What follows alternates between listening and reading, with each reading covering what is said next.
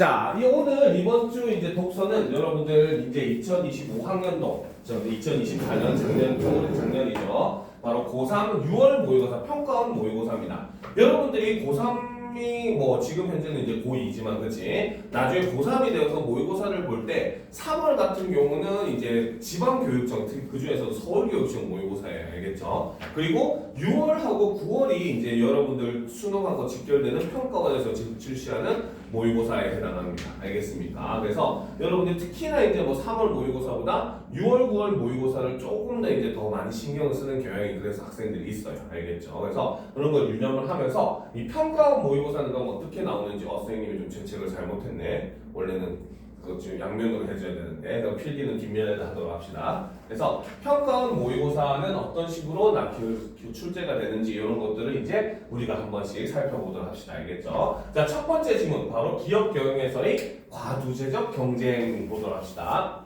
자, 정당과 같은 정치 조직이 민주적 방식과 절차로 운영되어야 하는 것은 당연하다.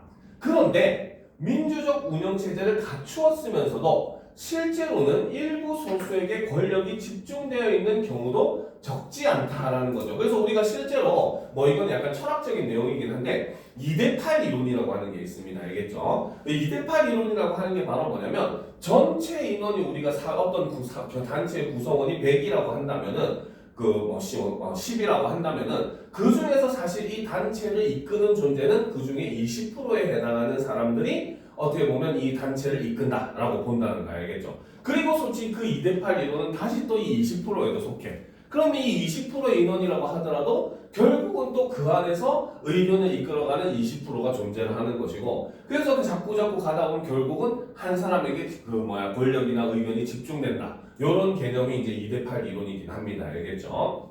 자, 그런데 물론 당연히 우리가 민주사회를 살아가고는 있지만 인간이라고 하는 존재가 우리가 항상 민주적으로 운영되진 않는다는 거예요. 그렇죠? 그래서 그런 것들이 바로 이렇게 소수에게 권력이 집중되어 있는 경우가 존재를 하더라라는 거죠.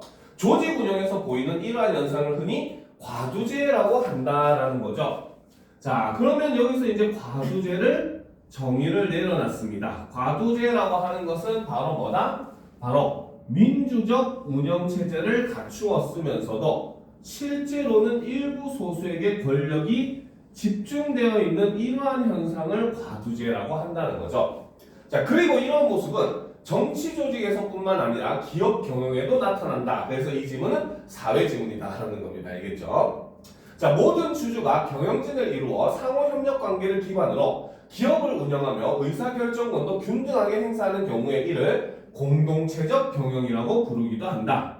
자, 그러면 일단 공동체적 경영은 과두제적 경영과는 좀 반대되는 내용이고, 자, 이 내용은 말 그대로 정말 민주적인 것, 즉 모든 주주가 경영진을 이루어 상호협력 관계를 기반으로 기업을 운영하며 의사결정권도 균등하게 행사하는 것, 이거를 바로 공동체적 경영이라고 한다는 거죠.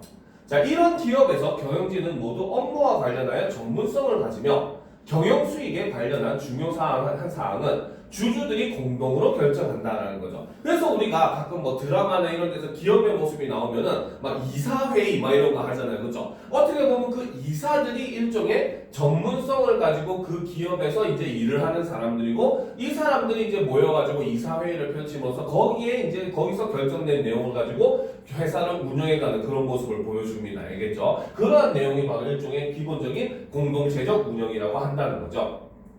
자, 그러나 기업의 규모가 성장하고 사업이 다양해지면 소수의 의사결정에 따른 수직적 경영으로 효율성을 지향하는 과두제적 경영으로 나아가는 일도 있다. 그래서 바로 뭐다? 그래서 기업의 규모가 성장해서 너무 커져버렸어. 그래서 사업이 다양해지면은 바로 뭐다? 수직적 경영을 통해 가지고 효율성을 지향하는 과두제적 경영을 할 수가 있게 된다는 겁니다. 알겠습니까? 우리가 삼성 같은 대기업들, 우리나라 이제 그 대기업의 특징 중에 하나가 바로 뭐냐면 문어발식 확장을 좀 많이 했어요. 특히나 알겠죠? 특히나 1970년대, 80년대 이때 알겠습니까? 그러니까 삼성만 하더라도 우리가 알고 있는 것만 해도 뭡니까? 대표적으로 삼성 화면이나 이런 거 생산하는 삼성 디스플레이, 그죠? 그다음 휴대폰이나 이런 것들 생산하는 삼성전자. 그렇죠? 그 다음에 뭡니까? 그 쇠나 이런 거를 만드는 삼성제철. 거기다가 이제 또 배도 만드는 삼성조선. 그렇죠? 그것뿐만 아니라 뭡니까? 보험이나 이런 걸 처리하는 삼성화재. 그렇지? 삼성생명 이런 것들. 그렇죠? 그 외에도 굉장히 삼성의 계열사들이 많다는 거죠. 그렇죠? 그러다 보니까 계열사들끼리 업무가 너무나 좀 달라지는 거야. 그죠? 그래가지고 어떻게? 이 계열사를 대표하는 사람, 저 계열사를 대표하는 사람, 그래서 대표들끼리만 모여가지고 경영을 하고, 의논해서 경영을 하는데, 사실상 너무나 따로는, 예를 들어서 삼성생명의 그 사장이, 그치? 삼성전자 사장에게 간섭을 할 수가 없어. 왜? 완전히 전문 분야가 다르다 보니까, 그죠? 그러니까 사실 어떻게 보면 이렇게 소수의 사람들에 의해 가지고 기업이 이제 움직이게 되는 그런 모습을 보여주더라는 겁니다. 알겠죠? 자, 그럼 우리가 정리를 하면서 넘어가도록 합시다. 그쵸? 자, 먼저 과두제라고 하는 것이 그러면 바로 뭐냐? 그쵸? 자, 이 내용에 따르면 바로 민주적 운영 체제를 갖추었으면서도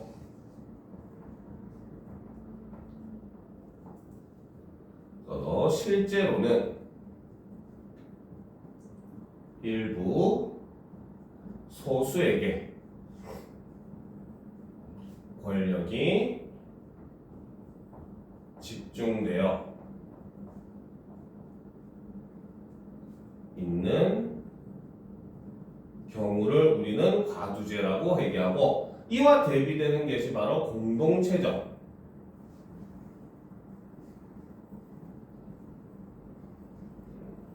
경영이라고 한다는 거죠. 그래서 공동체적 경영은 모든 주주가 경영진을 이루어 상호 협력 관계를 기반으로 기업 운영을 하고, 다음 플러스 의사 결정권도 균등하게 행사하는 것을 바로 공동체적 경영이라고 하고, 이것은 약간 대립적인 의미를 가진다라는 겁니다. 알겠습니까? 자, 그렇기 때문에 여기서 나오게 되는 바로 과두제적 경영이라고 하는 것은 자, 바로 원인은 기업 규모 성장 플러스 사업의 다양화가 발생을 하게 되면, 자, 이로 인해서 바로 뭐다? 소수의 의사 결정에 따른 수직 경영을 하게 되고, 이렇게 하면은 어떤 결과가 나타난다? 바로 효율성은 올라간다는 거죠. 그래서 효율성을 지향하게 되는 그러한 모습을 우리는 과두제적 경영이다. 왜? 민주적으로 하면은 막 여러 사람들이 논의해야 되고 절차도 복잡하고, 그럼 당연히 어떤 새로운 사업을 시작할 때 시간이 지체될 수밖에 없고, 그러면 기업의 규모가 크면 클수록 위험 리스크가 굉장히 커져요. 왜? 실제로 이제 노키아라고 하는 회사 여러분들 들어본 적 있습니까? 노키아라고 이제 이 대표적인 이제 그 덴마크, 핀란드 이쪽 회사거든요. 핀란드 회사인가 그렇거든요. 예전에 휴대폰 하면 전부 다 노키아였습니다. 알겠습니까? 휴대폰에 가장 대표적인 회사 하면은 지금이야 애플 또는 삼성을 얘기하지만, 옛날에는 진짜 투지폰 시절에는 전부 다 노키아였어요. 이게 너무나 튼튼하게 잘 만들고 사람들한테 인기가 많았습니다. 그래서 지금의 애플보다도 더 큰 회사였어요. 알겠죠? 그런데 지금은 노키아 이름을 아는 사람조차 거의 없어요. 알겠죠? 왜? 2G폰에서 3G폰, 즉 스마트폰으로의 변화에 적응하지 못하고 의사 결정 과정이 느려지다 보니까 제대로 이제 그 적응하지 못하고 여전히 2G폰을 고수하다가 결국 시장에서 도태되는 모습을 보여줬거든요. 그래서 대기업이 되게 되면, 그 기업의 규모가 크게 되면은 굉장히 큰 리스크 중에 하나가 시장의 변화에 발빠른 대응이 불가능하다는 거야. 그래서 어떻게 보면 그에 대한 대안으로서 제시한 게 바로 이런 과두제적 경영. 일부가 결정을 해가지고 수직적으로 그 내용을 전달을 하면은 밑에서 그것을 따르는 굉장히 비민주적인 모습이지만 오히려 이제는 어떻게 보면 효율적성을 가지게 되는 그러한 경영을 과두제적 경영이라고 한다라는 거죠. 알겠습니까? 실제로 삼성 같은 경우도 여러분들 전에 뉴스에 한번 나온 적이 있는데 삼성 미래전략 기획실이라고 하는 게 존재를 한대요. 알겠죠? 그래서 여기서 앞으로 시장 변화를 예측해가지고 어떠한 제품을 만들어야 되나 이런 걸 전체적인 총괄해가지고 아이디어를 내서 그 제안을 하면은 그걸 각 삼성의 각 이제 자회사에다가 전달해가지고 사업 방향을 일종의 결정해주는 그러한 전략 기획서를 가지고 있었거든요. 이런 개념의 이제 이런 과두제적 경영의 대표적인 모습이다라고 볼 수 있다는 겁니다. 알겠죠? 자, 그럼 계속 봅시다. 자, 과두제적 경영은 자 이제 본격적으로 설명을 하죠. 자, 과두제적 경영이라고 하는 건 바로 뭐다? 소수의 경영자로 이루어진 경영진이 강한 결속력을 가지면서 실질적 권한과 정보를 독점하며 기업을 운영하는 것. 이게 과두제적 경영의 사전적인 의미입니다. 그렇죠? 자, 그래서 이런 체제는 전문성과 경험을 갖춘 경영진을 중심으로 안정적 경영권이 확보될 수 있도록 하여 기업 전략을 장기적으로 수립하고 이에 맞춰 과감하고 지속적인 투자를 할 수 있어서 첨단 핵심 기술의 개발에도 유리한 면이 있다. 그리고 기업과 경영진 간의 높은 일체성은 위기 상황에서 신속한 의사결정으로 효율적인 대처를 하는 데 도움을 주기도 한다라는 거죠. 그래서 여기서부터 여기까지에서 제시한 거는 바로 뭐다? 과두제적 경영의 장점에 대해서 이렇게 제시를 하고 있다는 거죠. 알겠습니까? 자, 그러면 과두제적 경영 아까 밑한 거 밑에다 계속 접시다. 자, 첫 번째 바로 개념은 정확한 개념은 바로 뭐다? 소수의 경영자로 이루어진 경영진이 강한 결속력을 가지면서 실질적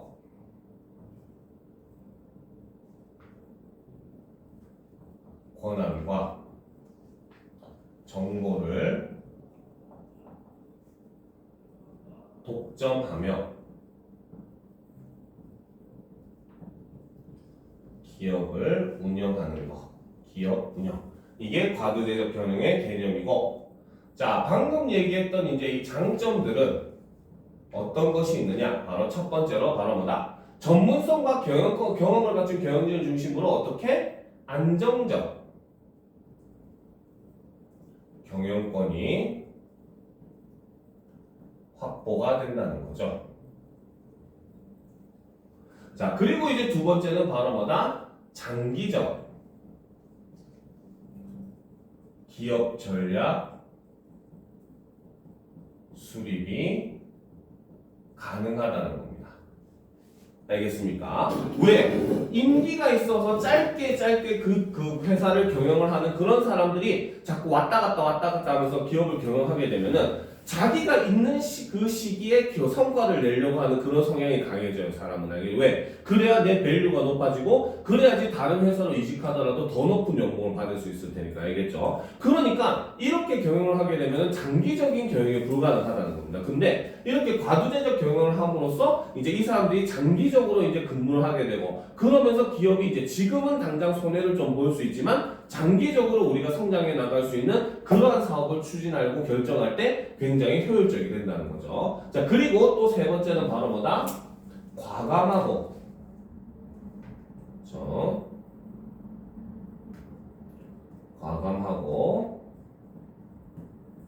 지속적인 투자가 가능하다는 겁니다. 그렇죠? 자, 그러니까 특히 요 두 가지 요 면은 바로 어떤 면? 바로 첨단 핵심 기술 개발에 유리한 그러한 모습을 보여준다는 거죠. 자, 그리고 이제 마지막은 바로 뭐다? 기업과 경영 간의 높은 일체성은 바로 뭐다? 위기 상황에서 신속한 의사 결정이 가능하고 그래서 이를 통해서 바로 뭐다? 효율적 대처가 가능하다라고 볼 수 있다는 거죠. 됐습니까? 자, 계속 봅시다. 그런데 대체로 주주의 수가 많으면 개별 주주의 결정권은 약하고 소수의 경영진이 기업을 장악하는 힘은 크다. 이를 이용하여 정보와 권한이 집중된 소수의 경영진이 사익에 치중한다면 다수 주주의 이익이 침해되는 폐해가 나타날 수 있다. 경영 성과를 실제보다 부풀려 투자를 유치한 뒤 주주들에게 회복하기 어려운 손해를 입히는 경우도 있으며 기업 운영에 중대한 영향을 미치는 주요 정보들을 은폐하거나 경영 사항을 조작하여 발표함으로써 결과적으로 기업의 가치에 심각한 타격을 주는 사례도 종종 보게 된다라는 거죠. 자, 그래서 여기서부터 여기까지는 바로 뭐다? 과두제적 경영의 단점에 대해서 지금 제시를 하고 있고 여기서는 굉장히 심각한 이런 뭐 부정부패나 이런 것들이 일어날 수도 있다라는 거죠. 자, 단점을 보게 되면 자, 바로 첫 번째는 바로 뭐다? 바로 소수 경영진의 정보와 권한이 집중이 됨으로써 이를 통해서 바로 뭐다? 다수 주주의 이익 침해 우려가 존재를 한다는 거죠. 자, 그리고 두 번째, 그죠? 자, 경영 성과의 과장을 통해서, 그죠? 주주들에게 큰 손해 발생이 우려되기도 한다는 거죠. 이것에 대한 대표적인 사례가 그 일본의 도요타 회사, 자동차 회사죠. 그죠? 예전에 몇 년 전에 한번 엄청 떠들썩하게 그 발표가 된 것이 있었는데 실제 도요타 자동차가 바로 뭐야? 실제 자신들이 생산하고 팔아가지고 어떤 영업이익이나 이런 것보다도 훨씬 더 부풀려가지고 회계장부를 만든 거야. 알겠죠? 그래가지고 기업 가치가 사실은 요만큼밖에 안 되는데 이만큼 하다고 속여가지고 이제 주주들에게 돈을 모으고 막 이러는 모습들을 보여가지고 그게 걸려가지고 한번 일본 사회 전체가 굉장히 떠들썩해 있었던 그런 적이 있거든요. 그렇죠? 거기다가 뭐 신차 테스트 할 때도 도요타가 실제로 신차 테스트가 뭡니까?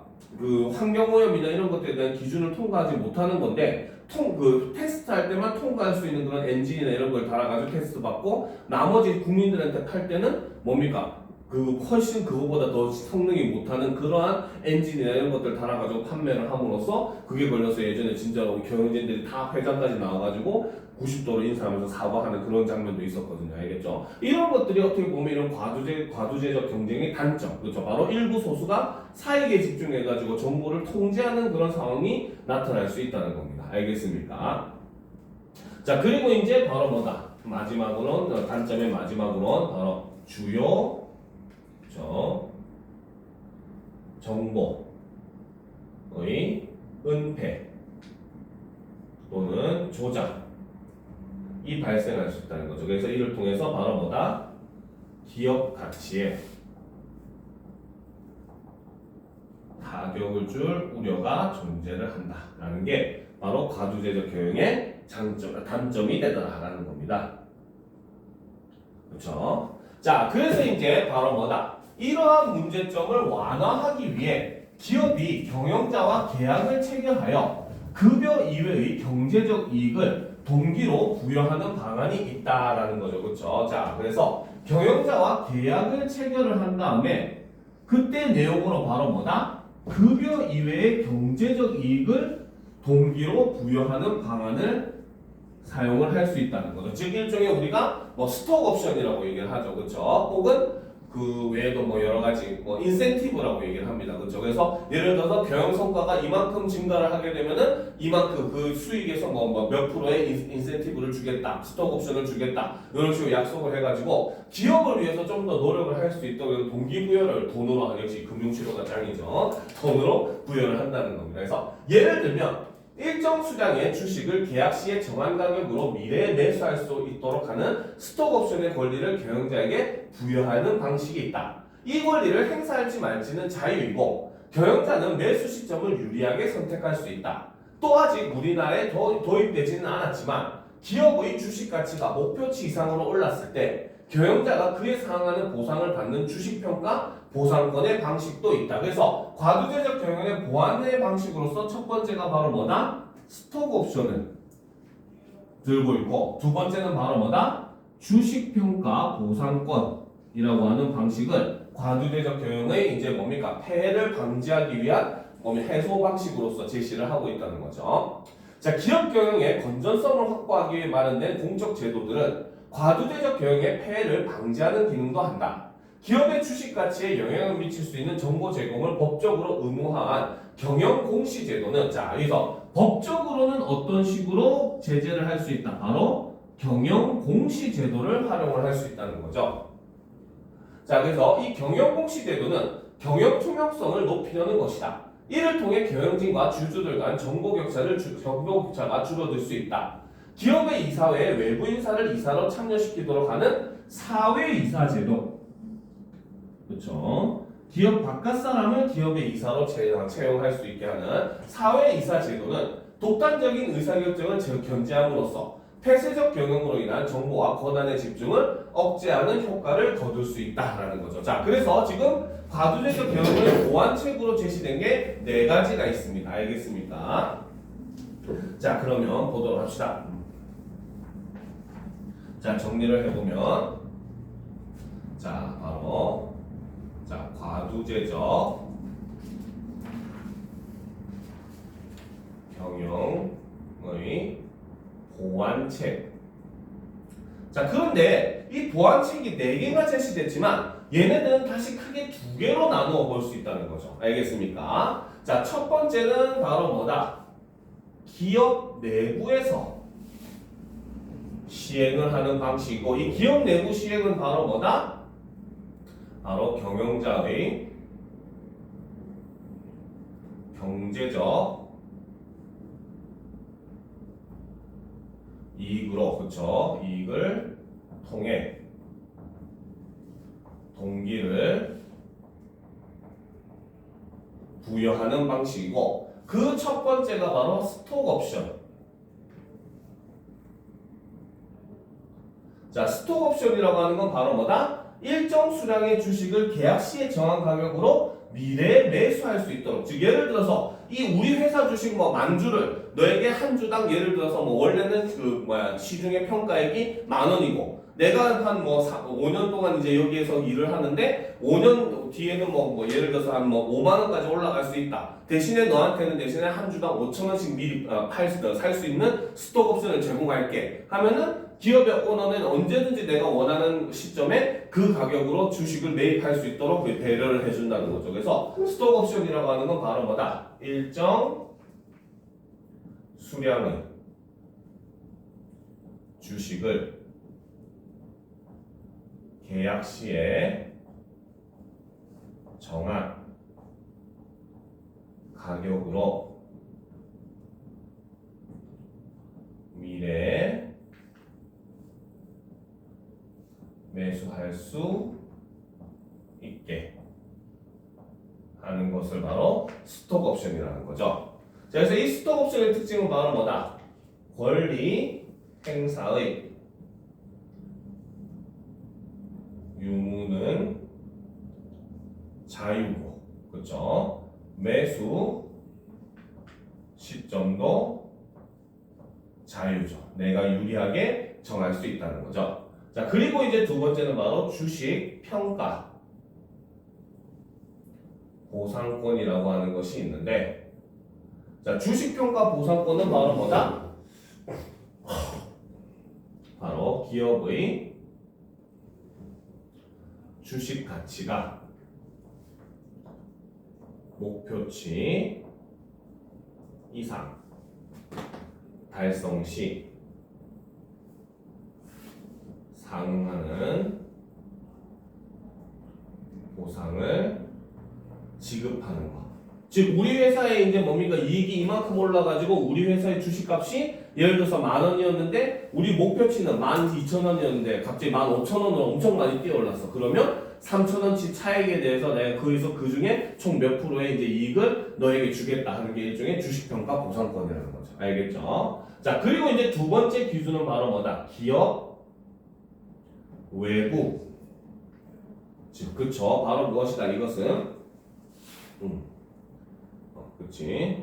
자, 공적 제도라는 거죠. 일종의 법을 통한 규제가 되는 겁니다. 알겠죠? 그래서 그 첫 번째가 바로 경영 공시제도. 자, 경영 공시제도라고 하는 것은 바로 뭐다? 바로 기업의 주식 가치에 영향을 미칠 수 있는 정보 제공을 법적으로 의무화시킨다는 거죠. 그러니까 기업이 뭔가를 갖추었을 때 막 뉴스 기자들이 가가지고 취재를 하고 온 세상 사람들한테 그런 뭐 불법이니 이러면서 거리가 될 수 있는 게 바로 이 법이 정해져 있기 때문인 겁니다. 니네들끼리만 쉬쉬해가지고 이익을 받으면은 이거는 법을 어긴 거야 된다는 거죠. 자, 그리고 이제 두 번째는 바로 사회이사 제도. 그렇죠? 자, 바로 기업 이사회에 외부 인사를 이사로 참여시키도록 하는 게 바로 사회이사 제도라는 거죠. 알겠죠? 그래서 의무적으로 전체 이사의 몇 프로를 사회이사를 둠으로써 이제 바로 뭐다? 정보나 이런 것들이 균형을 이룰 수 있게, 시각이나 이런 게 균형을 이룰 수 있게 해야 된다는 게 과두제적 경영의 보완책에 해당한다라고 볼 수 있어요. 그래서 이 글은 어떤 그 개념에 대해서 개념을 정리를 하고 그 개념의 장점과 단점을 제시한 후 이 단점을 보완하기 위한 그 여러 가지 시스템, 제도를 설명하고 있는 방식을 취하고 있다는 게 이 글의 정리 방식인 겁니다. 알겠죠? 자, 그러면 오늘 설명은 여기까지 하고 한 10분 정도밖에 안 남았으니까 글 하나를 더 설명하기 좀 힘들고 지금부터 이제 뒤에 있는 문제, 오늘 분석한 거 문제를 한번 풀어보고 마무리하도록 합시다.